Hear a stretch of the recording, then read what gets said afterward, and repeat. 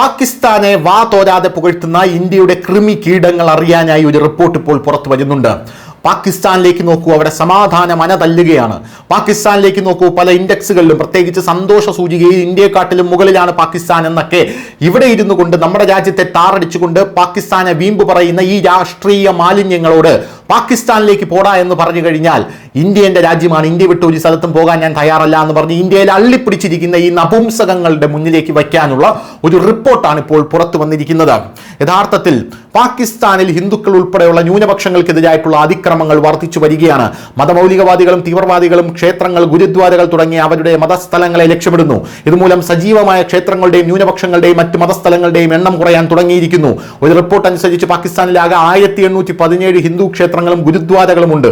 അതിൽ 37 എണ്ണം മാത്രമേ മതപരമായിട്ടുള്ള ചടങ്ങുകൾ നടക്കുന്നുള്ളൂ. അതേസമയം മറ്റ് മതസ്ഥലങ്ങൾ തകർക്കുന്ന ഒരു സാഹചര്യവും നിലവിലുണ്ട് എന്നാണ് പറയുന്നത്. ഇന്ത്യയിൽ ഒരു ബാബറി മസ്ജിദ് നിയമപരമായി ഹിന്ദുക്കൾ പിടിച്ചെടുത്തപ്പോൾ, അല്ലെങ്കിൽ നിയമപരമായി സർക്കാർ പിടിച്ചെടുത്ത് അയോധ്യ പണിതപ്പോൾ, രാമന്റെ ക്ഷേത്രം പണിതപ്പോൾ ഇവർ ഇവിടെ ഉണ്ടാക്കിയ പുകിലി ചില്ലറയൊന്നുമല്ല, ഇവിടെയുള്ള കമ്മ്യൂണിസ്റ്റുകാരും ഇവിടെയുള്ള മതമൗലികവാദികളും. എന്നാൽ പാകിസ്ഥാനിൽ നൂറുകണക്കിന് ആയിരക്കണക്കിന് ക്ഷേത്രങ്ങളാണ് തകർന്നുകൊണ്ടിരിക്കുന്നത്.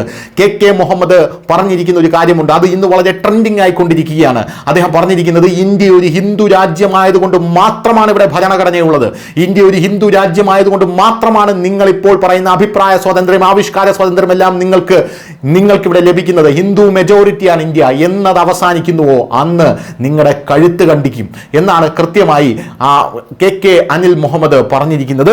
ഈ ഒരു സാഹചര്യത്തിൽ കൂടെയാണ് പാകിസ്ഥാനിലെ ഈ വാർത്ത നമ്മൾ എടുത്തു കാണേണ്ടത് എന്നുള്ളത് പ്രധാനപ്പെട്ട കാര്യമാണ്. പാകിസ്ഥാൻ പ്രേമികൾക്കായി ഇത് ഡെഡിക്കേറ്റ് ചെയ്യുന്നു.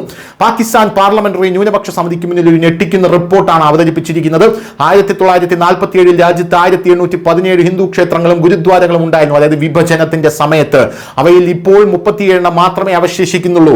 ഇന്ത്യയും പാകിസ്ഥാനും രണ്ടായി വിഭജിച്ചപ്പോൾ മതേതരത്വത്തിന്റെ അസ്കിതമൂത്ത് പാകിസ്ഥാനിൽ നിന്ന് തിരിച്ചു വരാത്ത ഹിന്ദുക്കളും സിഖുകാരും ക്രിസ്ത്യാനികളും ജൈനന്മാരും ബുദ്ധന്മാരുമെല്ലാം നിലവിളിക്കുന്ന കാഴ്ചയാണ് നമുക്ക് കാണാനായിട്ട് സാധിക്കുന്നത്. രാജ്യത്തെ ഹിന്ദുക്കളെയും സിഖുകാരുടെയും എണ്ണം തുടർച്ചയായി കുറഞ്ഞു വരികയാണെന്ന് റിപ്പോർട്ട് പ്രസ്താവിക്കുന്നു.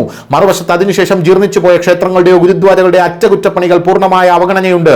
അതിനാൽ അടിയന്തര ഭരണഘടനാപരവും നിയമപരവുമായിട്ടുള്ള പരിഷ്കാരങ്ങൾ ആവശ്യമാണെന്നുള്ള റിപ്പോർട്ടുകളും ഇപ്പോൾ ലഭിക്കുന്നു. News desk, news India Malayalam.